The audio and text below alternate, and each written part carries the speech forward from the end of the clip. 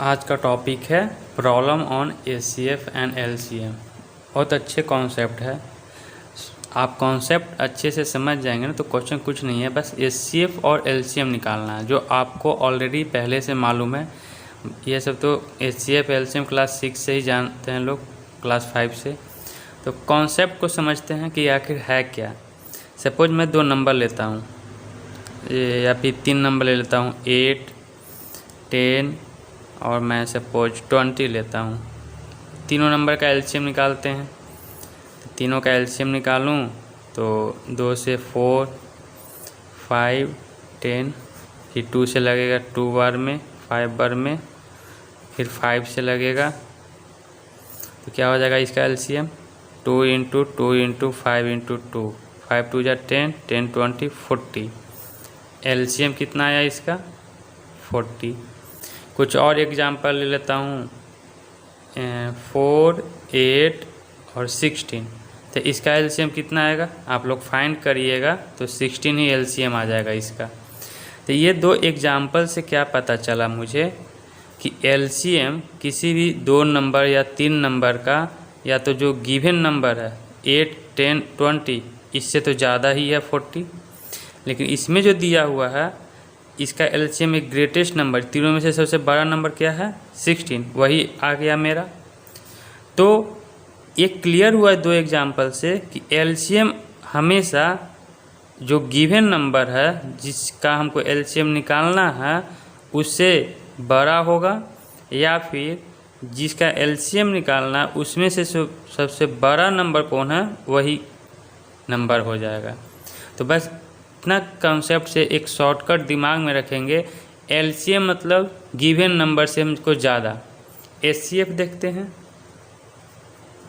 Suppose 8, 10 और यही 20, इसी का हम एचसीएफ निकालने चल रहा हूँ मैं।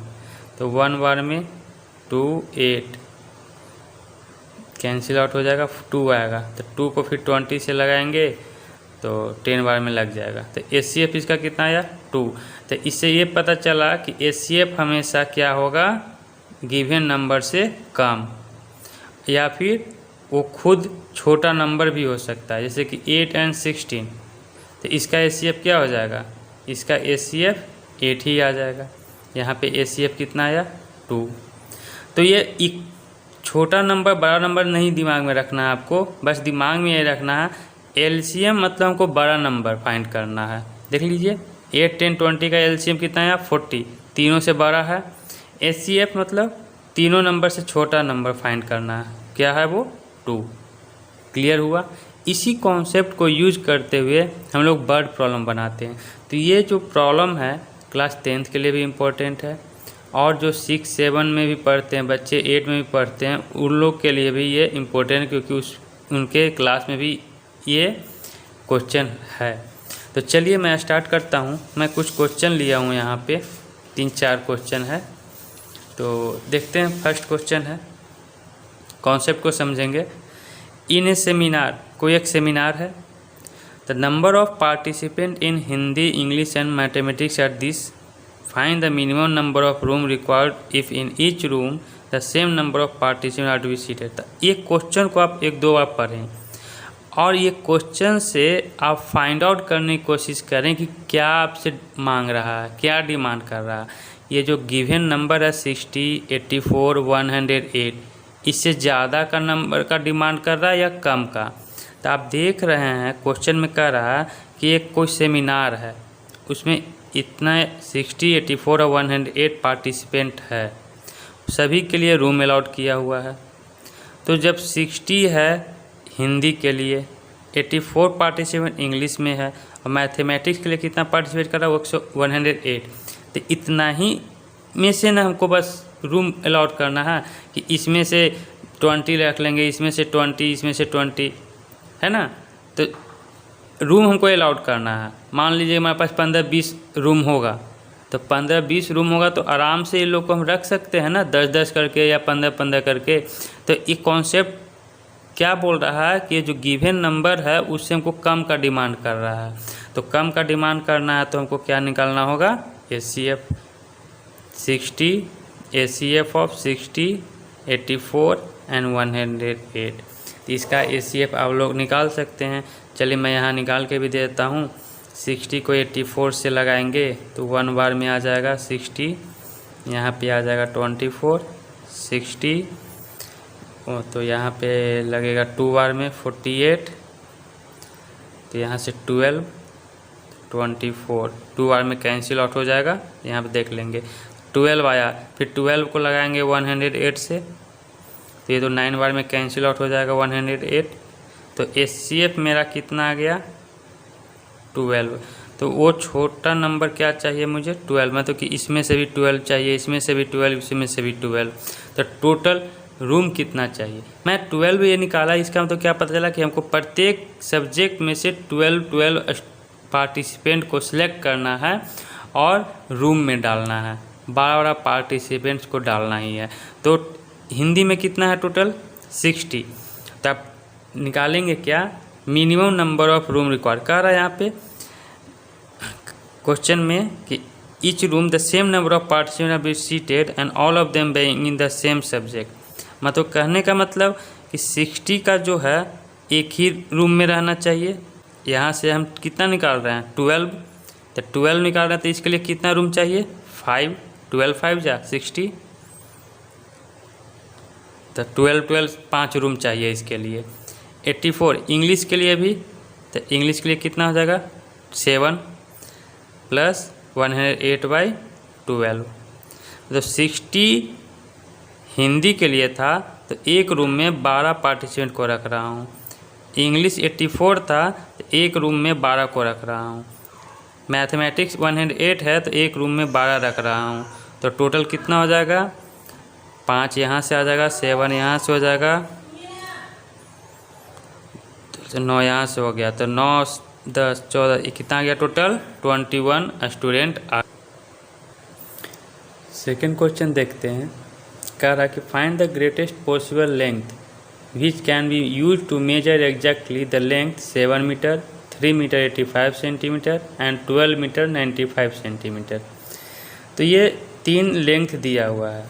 यहाँ पे 7 मीटर को मैं अगर सेंटीमीटर में चेंज कर दूँ तो 700 सेंटीमीटर, इसको सेंटीमीटर में चेंज करें तो 3 और 85 385 सेंटीमीटर, ये हो जाएगा 1295 सेंटीमीटर। ये 3 लेंथ दिया हुआ है, तो वो ग्रेटेस्ट पॉसिबल लेंथ निकालना है, टेप समझिए, जिससे मैं इन तीनों को एग्जैक्टली मैं मेजर कर सकूं। तो अगर मैं इससे ज़्यादा लेता हूं 1295 से अगर मैं ज़्यादा ले लेता हूं, कितना सपोज कि मैं यहाँ पे ले लिया 1500 सेंटीमीटर, या फिर 1295 ही ले लेता हूँ, इतना सेंटीमीटर का एक टेप ले लेता हूँ लंबा सा। तो ये जो टेप है सिर्फ इसी को मेजर कर सकता है एक बार, इसको तो फेल कर जाएगा मेजर करने में, क्योंकि ये छोटा हो जाएगा, इससे ये भी छोटा हो जाएगा। तो मुझे तो बड़ा नहीं चाहिए नंबर। ये क्वेश्चन को पढ़ने से डिमांड यही कर रहा है कि तीनों जो लेंथ है उसको एग्जैक्ट मेजर कर सकें, वो एक ऐसा टेप निकालें, वो भी ग्रेटेस्ट, जो तीनों को डिवाइड कर दे। तो मुझे छोटे का डिमांड कर रहा, तो तीनों में क्या निकाल देंगे HCF। तो एक अब ये HCF निकालना इजी है। तो जैसे में डिवीजन मेथड है और भी बहुत सारा मेथड HCF निकालने को, तो उसका आप निकाल लेंगे। तो ये इसका HCF आ जाएगा 35 सेंटीमीटर। देखें अब ग्रेटेस्ट का मतलब क्या होता है वो समझाता हूँ। अगर मैं 5 सेंटीमीटर का कोई एक टेप लेता हूँ, स्केल लेता हूँ, तो 5 सेंटीमीटर 700 सेंटीमीटर को भी मेजर कर देगा, इसको भी मेजर कर देगा, इसको भी मेजर कर देगा। लेकिन 5 सेंटीमीटर क्या ये ग्रेटेस्ट है? उसी तरह से 5 6 7 8 ऐसे जाते जाते 35, ठीक है। तो इसमें से सबसे बड़ा टेप कौन सा होगा 35, इसलिए मेरा आया। इसकी मीनिंग यही हुआ, ग्रेटेस्ट पॉसिबल मतलब जो मैं आंसर निकाला वो सबसे बड़ा है। इसके बाद कोई नंबर नहीं है, जो कोई ऐसा नंबर नहीं है जितना हम का टेप लें जो तीनों को डिवाइड कर दे एग्जैक्टली। सबसे बड़ा 35 है, छोटा में है, छोटा में और इसके बीच में चेक कर सकते हैं। तो एक चेक में कर दिया कि हाँ छोटा में 5 भी है, लेकिन छोटा तो पूछ नहीं रहा था। चलिए क्वेश्चन हो गया। नेक्स्ट क्वेश्चन पे मूव करते हैं। देखिए कह रहा है question, electronic device make a beep after every 60 second, another device make a beep after every 62 second. तो दो डिवाइस है, तो मैं यहाँ पे अगर दो डिवाइस बना दूँ, चलिए कि एक डिवाइस ये है, एक डिवाइस ये है जो 60 सेकेंड पे बीप करता है, ये 62 सेकेंड पे एक बार में। दे बीप टुगेदर, पहला बार वो एक साथ बीप किया, कब? 10 AM पे वो बीप किया। फिर दूसरा बार कब करेगा? कर रहा है what time bell they beep together at the earliest. इसके बाद वो कितने टाइम में वो बीप करेगा। तो इसी तरह से ये पहला बार में 60 मिनट ले रहा है, तो दूसरा बार में 120 होगा। ये कितना मिनट लेगा? 124। ये तीसरा बार में 180 लेगा। ये तीसरा बार में कितना लेगा? 183 मिनट लेगा। ऐसे बढ़ते जाएगा। तो मुझे ये क्वेश्चन के पैटर्न से ये समझ में आया कि 60 जो नंबर है, 62 जो नंबर है, उससे हमको 12 का डिमांड कर रहा है। तो जब 12 का डिमांड करेगा तो हम क्या निकालेंगे?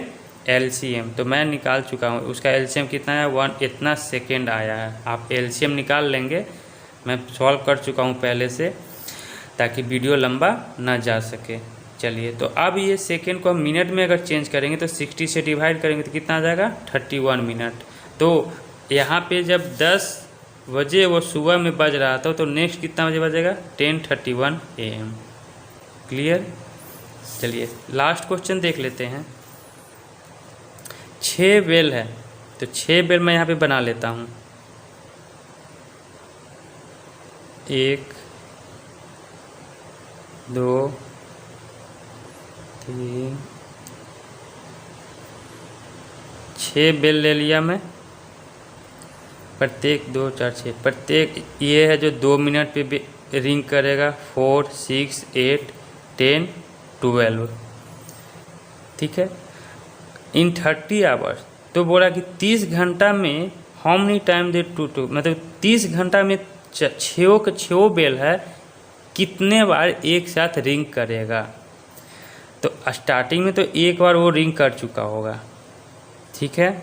उसके बाद स्टार्ट करेंगे, तो ये जब 2 है तो नेक्स्ट कितने बार मिनट लेगा? 4 मिनट। ये कितना लेगा? 8। ये कितने मिनट लेगा? 12। ये 16 मिनट लेगा सेकेंड टाइम रिंग होने में। ये सिर्फ अकेला ये 20 मिनट लेगा। फिर ये 24 मिनट। इस तरह से आगे बढ़ते जाएगा।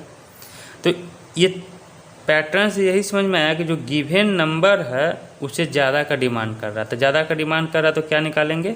LCM। मैं LCM निकाल चुका हूँ। कितना मिनट? इतना मिनट।